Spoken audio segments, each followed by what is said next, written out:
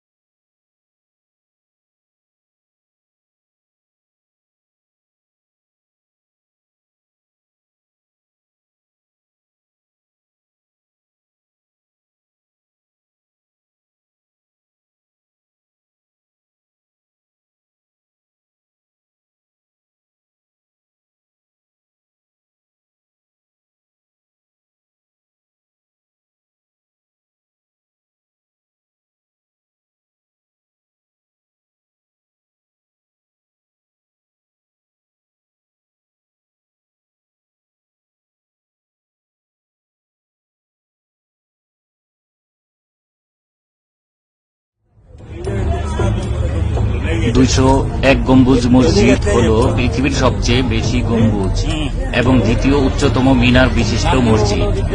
এই মসজিদের নকশা করা হয়েছে 201টি গম্বুজ ও 9টি মিনার দিয়ে সজ্জিত। একটি পূর্ণাঙ্গ মসজিদ কমপ্লেক্স হিসাবে মসজিদটি এখানে নির্মাণাধীন। 201 গম্বুজ মসজিদ বাংলাদেশের টাঙ্গাইল জেলার গোপালপুর উপজেলা নগদা সিমলা ইউনিয়ন দক্ষিণ পাথালিয়া গ্রামে অবস্থিত। 2013 সালের জানুয়ারি এই মসজিদ নির্মাণ কাজ শুরু হয়। মসজিদটি মুক্তিযোদ্ধা রফিকুল ইসলাম কল্যাণ ট্রাস্টের উদ্যোগে নির্মিত হচ্ছে। এই কাজে ভিত্তি প্রস্তুত স্থাপন করে বীর মুক্তিযোদ্ধা রফিকুল ইসলাম কল্যাণ ট্রাস্টের প্রতিযোগিতা চেয়ারম্যান মা লিজিয়া খাতুন। মসজিদ নির্মাণে ব্যয় হবে আনুমানিক 100 কোটি টাকা। 2017 সালে কাজ শেষ হওয়ার কথা থাকলেও নির্মাণ কাজ এখনো চলছে। নির্মাণ শেষ হলে কাবার ইমাম এসে নামাজ ইমামতি করে মসজিদটি উদ্বোধন করবেন। পৃথিবীর ইতিহাসে কখনো এত সংখ্যক গম্বুজ বিশিষ্ট মসজিদ তৈরি হয়নি। এই মসজিদের ছাদে 81 ফুট উচ্চতা একটি গম্বুজ রয়েছে। এই বড় গম্বুজের চারপাশে ছোট ছোট গম্বুজ আছে 200টি। এদের প্রত্যেকের উচ্চতা 17 ফুট। মূল মসজিদের 4 কোণায় রয়েছে 4টি মিনার। এদের প্রত্যেকের উচ্চতা 201 ফুট। পাশাপাশি আরো 4টি মিনার আছে 81 ফুট উচ্চতা।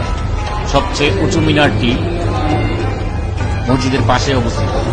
এই উচ্চতা 451 ফুট। 144 ফুট দৈর্ঘ্য, 144 ফুট প্রস্থের দ্বিতল এই মসজিদ একসঙ্গে প্রায় 15,000 মুসল্লি নামাজ আদায় করতে পারবে।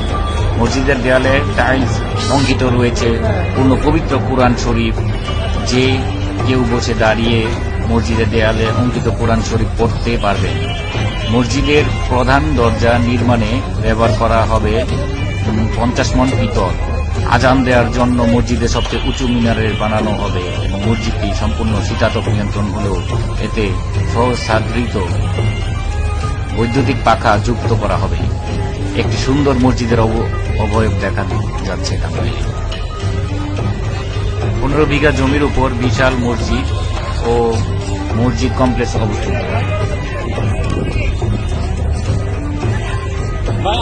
একটু ইয়া ঘুরি কি ব্যস্ত আছে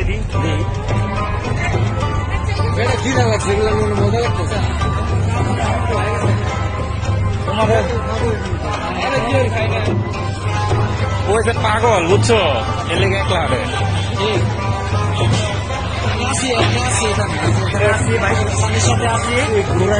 স্বামীর সাথে আসছি, চিন্তা করার কোনো কিছু নাই।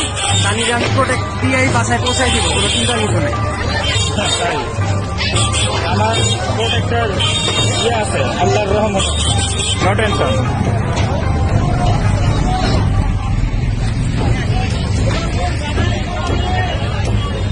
এই আইবার সময় তো এরকম দেখিলেন,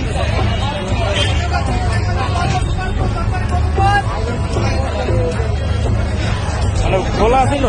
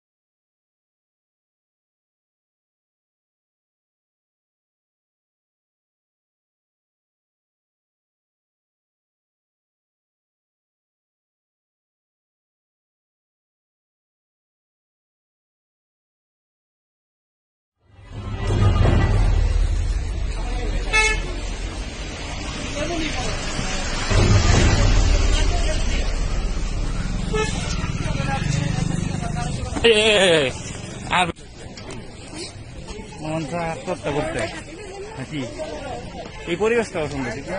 কিন্তু বর্ষা হলে আরো সুন্দর।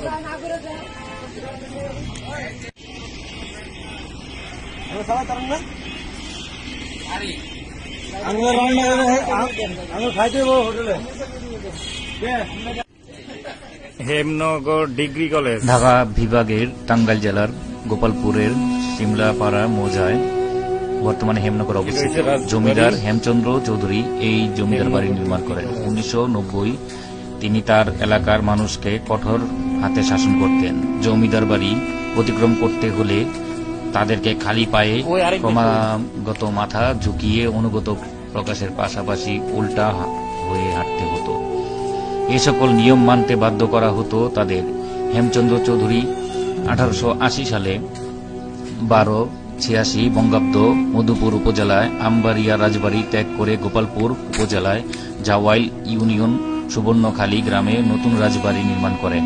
তিনি সেখানে থেকেই জমিদার পরিচালনা শুরু করেন। সুবর্ণখালী ছিল যমুনা তীরের প্রসিদ্ধ নদী বন্দর। তখন কলকাতার সাথে সহজ যোগাযোগের কারণে সুবর্ণখালীতে আসাম ও কলকাতার স্টিমার আসত। হেমচন্দ্র চৌধুরী সহ কয়েকজন হিন্দু জমিদারের উদ্যোগে এই প্রচেষ্টা 1905 সালে ময়মনসিংহ হতে জগন্নাথগঞ্জ ঘাট পর্যন্ত রেলওয়ে লাইন সম্প্রসারণ করা হয়, যা রেল ও স্টিমারের যোগে ঢাকার সাথে কলকাতার যোগাযোগে সহজ করে তোলে।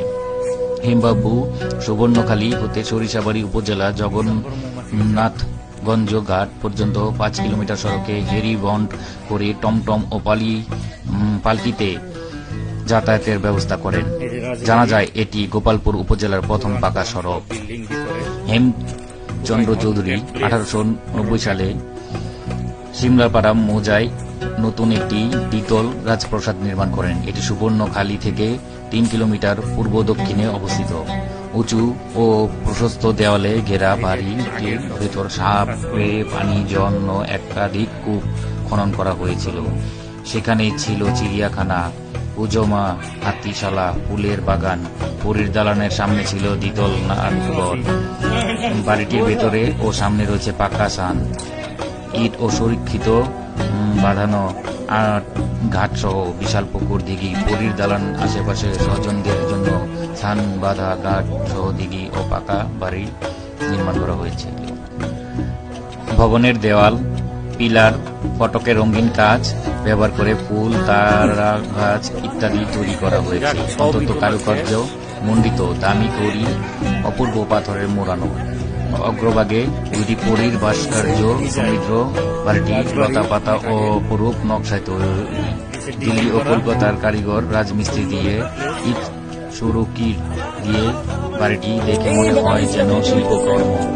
60 একর জায়গার উপর কক্ষ বিশিষ্ট বাড়িটিকে ঢাকা হয় পরীর দালান নামে। এই জমিদার বাড়ির মূল ভবনটি বর্তমানে হেমনগর ডিগ্রি কলেজ করা হয়েছে। রাজবাড়ির অদূরে দক্ষিণ দিকে গড়ে ওঠা বিশাল বাজার এলাকাটি হেমচন্দ্র চৌধুরীর নামানুসারে হেমনগর নামে নামকরণ করা হয়েছে।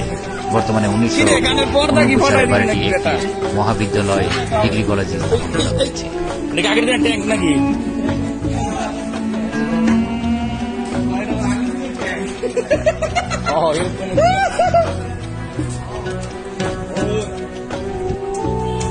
বিদায় রাজবাড়ি, দ্বিতীয় আর একটা রাজবাড়ি যাবো, ধনবাড়ি রাজবাড়ি।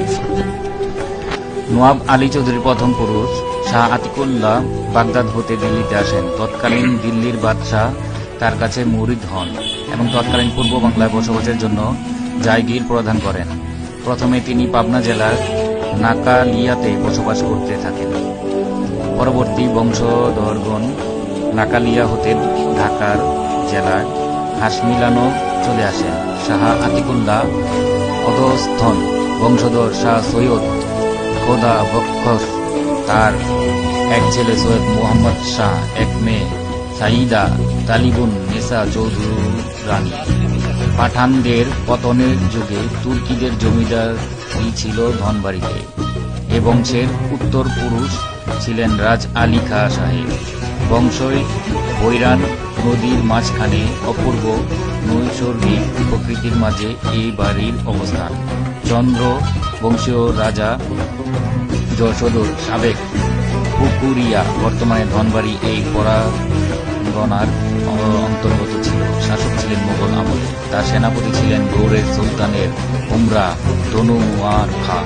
তিনি কৌশলে রাজ্যটি দখল করে পুত্র স্পিঞ্জার খাঁকে দিয়েছিলেন। এই স্পিঞ্জার খাঁ ও তার ভ্রাতা মনোয়ার খাঁ ও ধনবাড়িতে জমিদারি প্রতিষ্ঠা করেন। অবশ্য জমিদারি প্রতিষ্ঠা নিয়ে অন্য মতবাদও রয়েছে। ধনবাড়ি জমিদার বাড়ির প্রধান আবাস ভবন, কাচারি ভবন, 3 গম্বুজ বিশিষ্ট একটি মসজিদ, কবরস্থান সমন্বয়ে পরিকল্পিত প্রধান আবাস ভবনটি একটি বৈশিষ্ট্য প্রাচীর দ্বারা সুরক্ষিত। এর অভ্যন্তরে রয়েছে প্রশস্ত একটি বাগিচা। ধারণা করা হয় স্পিঞ্জার খাঁ মনোয়ার খাঁ ছিলেন ধনবাড়ি মসজিদের প্রতিষ্ঠাতা। মসজিদটি ধনবাড়ি নবাব মঞ্জিলের বাইরে দিঘির পাড়ে অবস্থিত।